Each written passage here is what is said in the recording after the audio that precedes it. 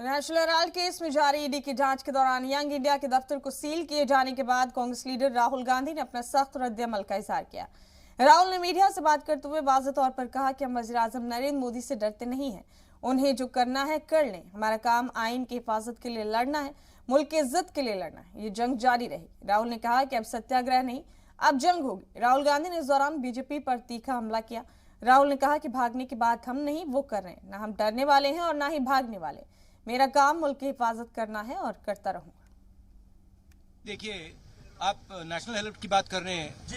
देखिए, ये पूरा इंटिमिडेशन का अटेम्प्ट है। ये सोचते हैं कि थोड़ा सा मतलब प्रेशर डाल के हमें चुप कर देंगे। हम चुप नहीं होने वाले हैं। जो इस देश में नरेंद्र मोदी जी, अमित शाह जी कर रहे हैं लोकतंत्र के खिलाफ, उसके खिलाफ हम खड़े रहेंगे, चाहे कुछ भी कर दें। कोई फर्क नहीं पड़ता। रण छोड़ने भी नहीं देंगे और भागने भी नहीं देंगे।